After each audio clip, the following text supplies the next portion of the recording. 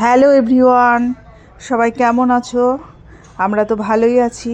তোমরা কেমন আছো অবশ্যই কমেন্ট করে বলবে। আর দেখো, মেয়েকে টিফিন দেবো।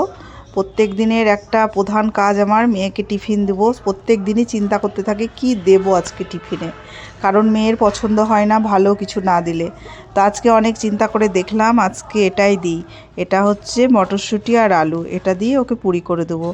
তো মটরশুঁটি আর আলুকে কুকারে একটু সেদ্ধ করে নিয়ে ভালো করে ম্যাশ করে তেলে ভেজে নিলাম কড়াইয়ে, একদম শুকনো শুকনো করে। তারপরে করলাম তোমার ধনে, জিরে আর শুকনো লঙ্কা শুকনো খোলায় ভেজে নিয়ে ওটাকে পেস্ট করে মটরশুঁটি আর আলুর মধ্যে দিয়ে দিলাম। দিয়ে ভালো করে নাড়াচাড়া করে এটাকে মিশিয়ে নিচ্ছি, আর বলতে পারো শুকিয়েই নিচ্ছি।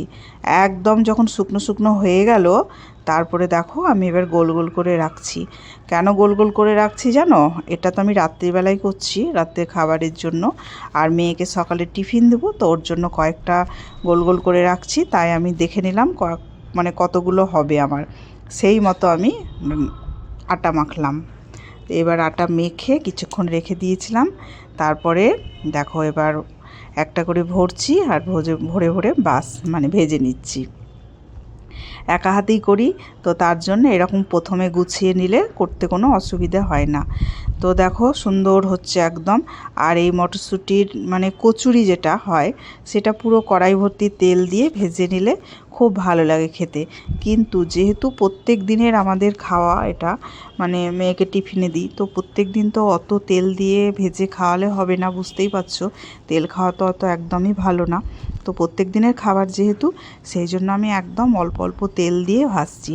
আর এই শীত পড়ে থেকে ধরো মটরশুঁটির পুরি আর আলুর পুরি, কফির পুরি মানে হতেই আছে।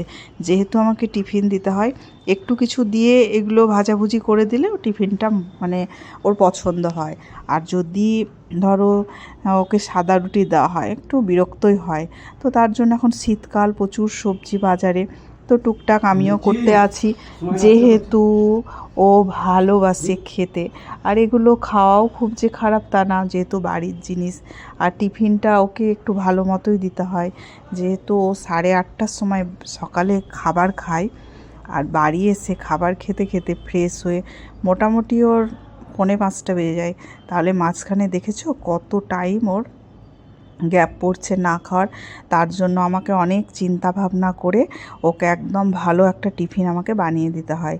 তো আজকের ভিডিওটা কেমন লাগলো অবশ্যই